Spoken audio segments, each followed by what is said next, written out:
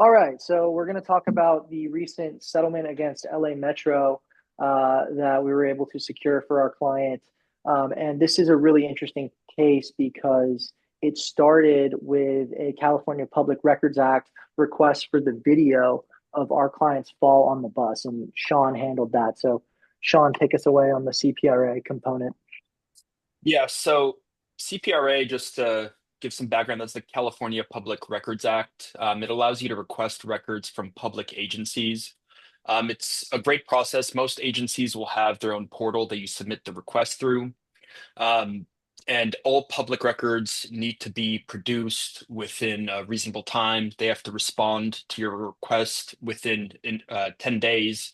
They can get a 14-day extension for the initial response, and then they produce records after that. So in this case, we requested all incident reports, all maintenance records, all video surveillance footage from the bus and the date of the incident. They initially denied our request. And so what you do if they deny a request improperly, you file a writ of mandate with the court requesting that they produce the records, and it also entitles you to attorney's fees. So we had to go through that process. Essentially, as soon as we filed that writ of mandate, counsel for Metro contacted us and say, "Hey, we messed up. Um, you guys, this is a proper request under the CPRA. We're going to produce the records to you." So we were able to get those records. We got the surveillance footage. We got maintenance records for the bus, which was very helpful in our civil lawsuit against Metro. And we also got attorney's fees. Ellery, correct me if I'm wrong on the number, but I believe we got north of 20K in attorney's fees. So it was great from the start. And Yeah, it but really there's is. there's more to that because we had the settlement for the attorney's fees, and then they insisted on getting our client's social security number in order to pay it. So, Shawn, what did you do? You had to do a motion. Correct. Yeah. So the settlement agreement did not make the payout of attorney's fees contingent upon us disclosing our client's social security number, and also um, for the CPRA, the law firm, the firm representing the plaintiff in that matter, they're entitled to the fees. So what we did is we filed a motion to enforce the settlement, which the court granted, and then we got additional attorney's fees on top of that. So it was a double win. It was great. Yeah, we got sanctions for having to enforce the settlement. I think it was like Yeah. 2,500 bucks on top of the 23K or whatever it was. So that was how Metro got introduced to us, impact attorneys in this case. Then obviously we had the concurrent lawsuit for our client's injury. So let me show the video of the incident where the bus driver closes the door on our client's foot and she trips and falls. Can you guys see that on your screen? Yep. Hmm. So, bus driver stops at a stop here and is attempting to lower the wheelchair ramp. That's our client, catches her foot on the wheelchair ramp. So, that's one angle. Now, I want to show you the other angle here so you can see the fall.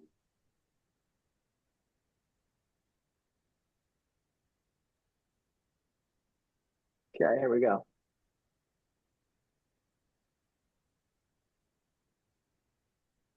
Get to the stop here. Here's the stop. Here comes our client. And that's the fall.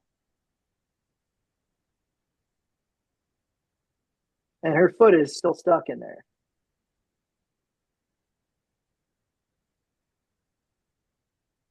So she gets some help and she gets up pretty quickly after they unstick her foot here. But you can tell she was trapped down there. Her foot was stuck down there. So, um, starting the case out, we had the video, we had this information, which was a head start. When Shawn and I had our first Zoom meeting with defense counsel, I think she said something to the effect of, explain why your client is not comparatively at fault, or tell me why Metro is negligent. And the long and the short of it is, it was not a meaningful or fruitful discussion with counsel. And it ended in defense counsel telling us, well, looks like we're just going to have to proceed to litigation. And Shawn and I said, all right.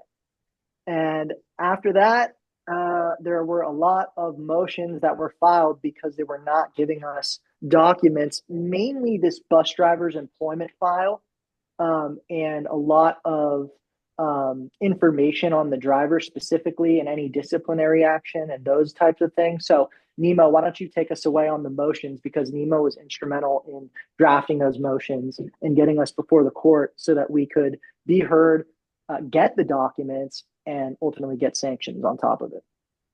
So yeah, it was a very fun experience to say the least. We started off asking the court for documents that we were entitled to, as well as some background information regarding witnesses and property damage.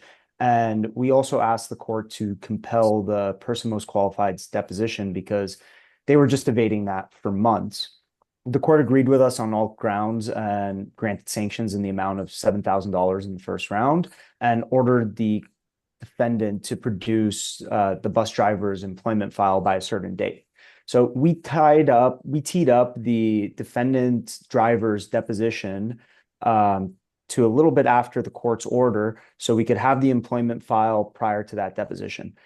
They did not provide the employment file on time, so we filed another motion for sanctions, and coincidentally, they just happened to produce the file right thereafter, and the employment file was just filled with past disciplinary records, and they stipulated to liability the next day, which was great. Right. So what happened is we showed up at the depot and I had this file and I was ready to depose the defendant. And there were at least 3 prior similar incidents where the bus driver had made mistakes that violated their policies and procedures, that demonstrated that he was not fit or competent to be operating a bus, but they employed him anyways. They had him on probation. They ultimately fired him after this incident. And so when we showed up at the depot, they said, well, we'll just stipulate to liability, and will you pull your motion and we'll just pay the sanctions. So we stipulated to liability. I did not agree to pull the motion for sanctions because they had been messing around for quite some time at that point.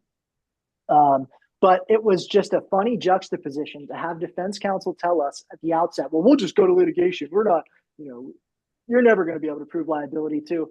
Oh no, you got the employment file that shows that this bus driver is completely incompetent, has no business driving a bus, and clearly caused this incident. Oh, okay, now we'll stipulate to liability, and vicarious liability and liability. So then liability is done, right? Then we serve additional written discovery to the driver, and they give us bogus responses to that. So Nima, what did we do? So we filed another motion to compel, and thereafter they eventually gave us responses that were not code compliant, or they were just pretty evasive. And the most interesting thing about that too was they didn't provide a verification at that time. So we filed another motion for sanctions, and as soon as we filed the motion for sanctions, well, wait. So we filed the motion we filed the motion to compel. We got the order.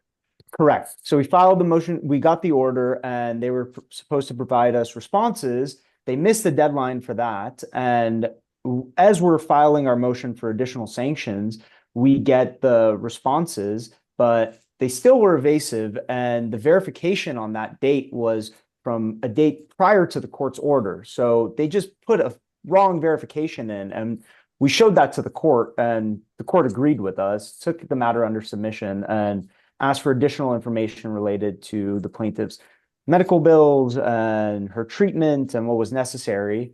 And Ellery, you want to explain the order? Yeah, so the original order was to produce responses to form interrogatories and requests for production of documents. But our focus was on the form interrogatories because under, I believe it's the 16 series, it asks about causation of injuries, nature and extent of injuries, medical bills, whether or not they're reasonable, etc. And he never responded to that. So we got the order saying, hey, you need to respond to this stuff. He never responded to it. So we made a motion for sanctions for violating that court order. And the court heard the motion.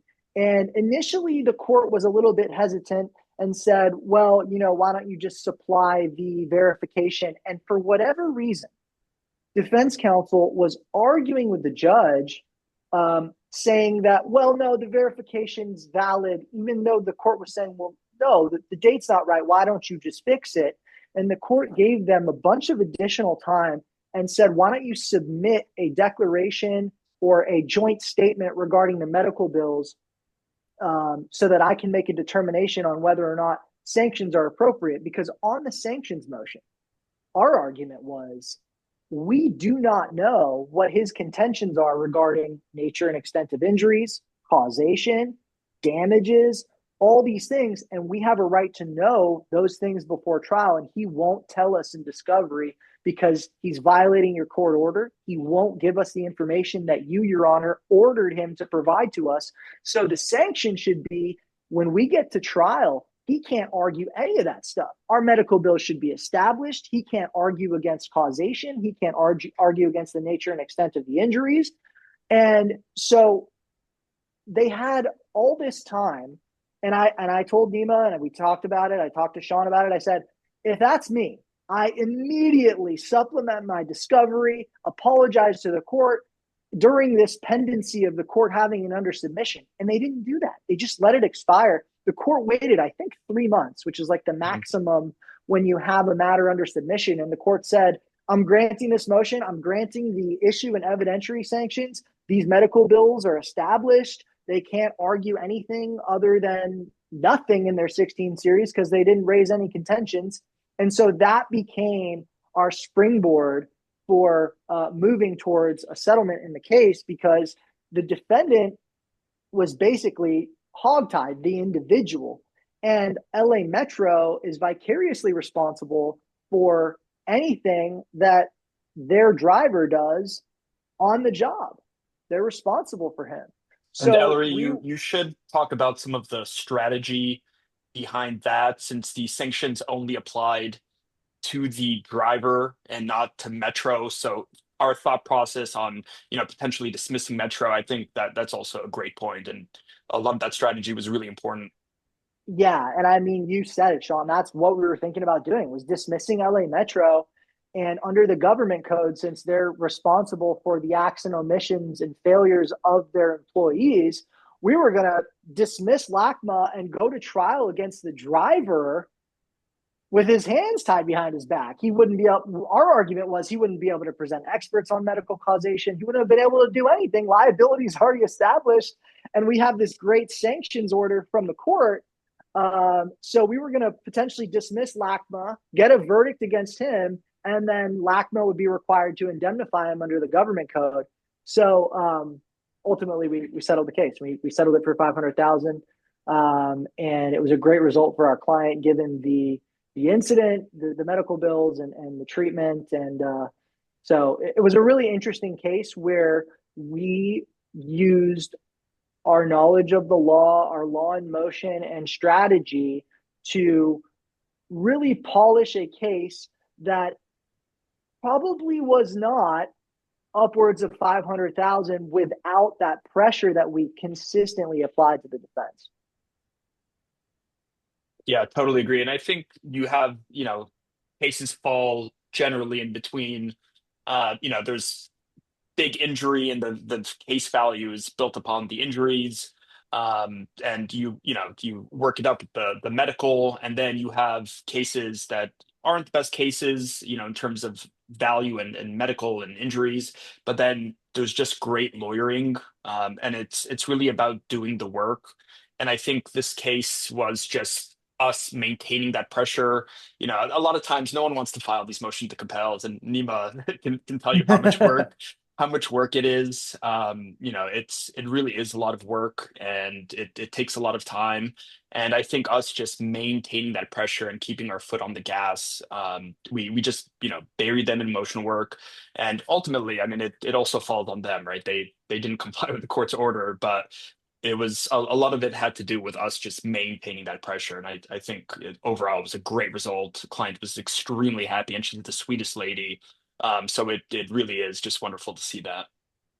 Yeah, and it's really sad when you have LA Metro, our taxpayer dollars are going towards, basically not complying with court orders and defending cases on liability that shouldn't be defended on liability. And then, we'll admit liability. And yeah, like you said, Shawn, it's from keeping that pressure up and keeping our foot on the gas and fighting. I want to say one thing about the sanctions motions, because we did two. We did one against LACMA that was denied. And then we did the second one. And there was some hesitation on our part because the court, sanctions motions are not common, but violations of court orders are not common either. And so we had this situation where we felt like we had to capitalize on the fact that they were not listening to the court. They seemed to not care what the court had to say. And they just didn't follow the court's orders, was arguing with the court at the hearings. And so, yeah, like we've discussed, we capitalized on it. And it was a great result, and it was a lot of fun. It's a lot of fun. We ended up getting 5,000 on the sanctions motion for the initial motion to compel the responses from the driver. We got 1,700, so we got basically 25K from the CPRA, 13,000 in sanctions, and then a $500,000 settlement on. You guys saw the video, so I mean.